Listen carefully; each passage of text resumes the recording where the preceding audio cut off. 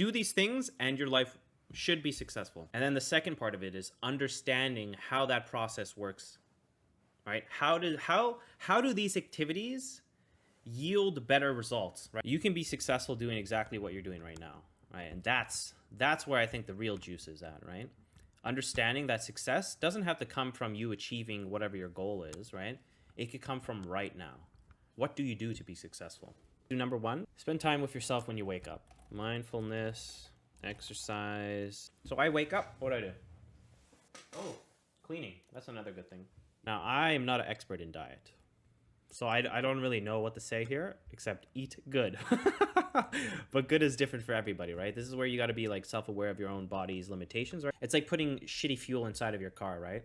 You want to have good fuel for your car so your car can run as efficiently as possible. Curate the nutrients that go into your body. Create a food diary, do research. Now, what else? What are other things can we do? I feel like saying value. What do I mean by value? I mean by value, do something that has some sort of tangible value in the real world. Work, job's done. Contribute to your goals. Improve in your profession. Make time for your projects. So number 4 is community. So quality time with the people in your life. Family, friends, neighbors, anyone. All right, so let's this is a good guideline, but let's also give examples of what quality time is, right? Right, being fully present with the individual you're talking with, right? Being present with the people in your life. That's another secret to success, right? Because then you can let go of all your problems, right? So this is going to be the understanding part, but I guess I'm going to say it now because I'm just thinking about it. But to understand how this community aspect of how this will be or will lead you to success, this lets you leave everything behind, right? Because you cannot be in the present if you're thinking about work, if you're thinking about anything, if you're doing anything but listening to the person, then you're not there with them. Give them your full undivided attention. That teaches you, right? It's like a byproduct of doing that, right? If you're able to do that, right? Force yourself to do it. One of the byproducts of being able to do that is that you'll be able to let go of whatever you're thinking about. And you want to become good at talking with people, you got to be fully present and listen to what they're talking about. Right? No multitasking what you got to do for a job, like, oh, I got to do this, right? While also talking to the person. Sure, you might, still be good at communicating with the person. You might get by in life, right? But you will not learn the lesson of dropping whatever you're thinking about, just letting go of whatever you're thinking about and changing to listening to that person fully, right? Not worrying about your own life. If you're fully present with them, you don't worry about whatever your brain's thinking about, right? So it's very good with dealing with stress, right? Because then you spend less time thinking about your worries in life. How you go to sleep is also a big one. So, sleep. So this one should be pretty obvious, right? Because if any of you have had sleep problems, right? You wake up and you've only gotten like 2 hours of good sleep, or not even good sleep. If you don't get any sleep one night, let's say you're sick, right? And you don't sleep, you feel like absolute shit the next day.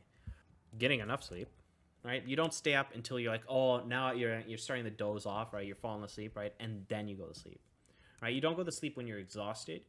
You go to sleep when you want to go to sleep. So if you got to wake up at 6 a.m. the next day, right? If that's the schedule you make for yourself, maybe I should write that in there, schedule.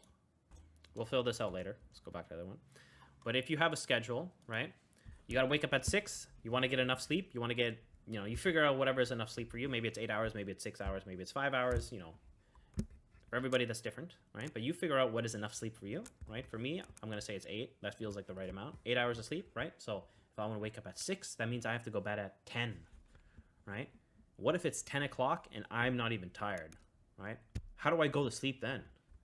Well, then I don't, right? I would stay up, then I would get tired, and then I would go to sleep. Maybe it's midnight by then, I would only get 6 hours of sleep, right? Or I could sleep in until 8, but then I've broken my schedule, right? And therefore my balance is already broken. So if I want to maintain that balance, I got to learn how to go to sleep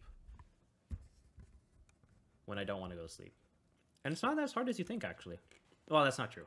It is hard, but eventually once you learn it, Once you learn how to do it, then it's not hard. Getting enough sleep means you have to like have that schedule, right? Because if you don't have that schedule, then you're gonna, either you're gonna break the schedule or you're not gonna get enough sleep, right? And both of those are not good.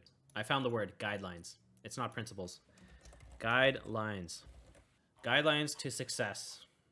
Following your schedule. Going to sleep while not sleepy. So this is probably going to be the biggest one people struggle with, I think. Going to sleep while not sleepy. This one's very difficult to accomplish, in my experience. Some people are good at it, though, But yeah. So those are the 6 steps.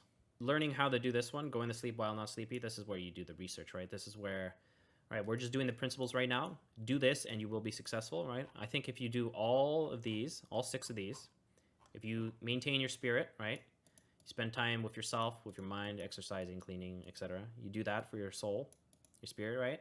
That will lead to success. Boom, you do this, you're good. Have a schedule, follow your schedule, whatever that schedule is. I'll give you a routine. Food. You got to take care of this one, right? The fuel you put into your car determines how efficient the car runs, right? If you don't treat your car well, you don't treat your body well, it's going to malfunction. You're going to have problems. That's going to lead to stress. That's going to lead to failure or more difficult, right? It's going to be living like with a debuff, right? So if you take care of this, you're not going to be living with a debuff anymore. Then it'll be easier to achieve whatever you want to achieve. Value, right?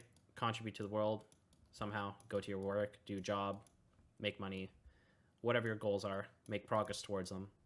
Put your ideas, your dreams, make your dreams a reality. That's what number 4 is. That's probably one of the most common talked about ones, like the biggest tip people give, right?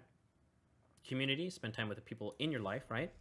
And this one is more of just being with the people, right? Being fully there, being fully present, right? Not thinking about how am I going to increase my value, right? How am I going to diet? How am I going to do this? How am I going to do that? How am I going to be successful? How am I going to be happy? No, you are fully there with that person, not thinking about whatever you might be thinking about, letting go of that, letting go of your own thoughts, right? Let them go, and then be with somebody else's thoughts, right? So that will help you build up your community. And sleep. This one's a big one as well. If you get enough sleep, right? Did you recharge your battery, right? Think about that, right? Your body needs energy, right? It gets energy one way from sleeping, right? If you recharge your battery, boom, bada bing. Now you have a full battery, and now you can go longer in the day. You don't have to rely on caffeine. That is like a temporary boost, right? Et cetera, et cetera, et cetera. So schedule. Create a routine that you can follow. We're going to emphasize the word can here, because sometimes you can make a routine that you cannot follow, right? Because your expectation is, I have to do this 7 days a week. I have to be mindful. I have to do cleaning. I wake up, take care of my spirit, do this, blah, blah, blah. That's your schedule, right? I do all these things, right? And part of it is making the schedule, right? I have to do all these things, right? But what if you can't do them, right? What if it's overwhelming? Then you can't do it, right? So this is where you got to be very, honest with yourself, I guess. You have to create a schedule that you can follow, right? Not one you think you can follow, one that you can, that you will. Let's do that. That you will. Create a routine that you will follow, that you want to follow. Make a schedule that works for you. Make plans. Make plans with friends. Schedule appointments. The schedule doesn't even have to be like very concrete, bro. You can just leave it at that, right? That's it. Work hard, party harder. That's your schedule, bro. Don't have to say anymore.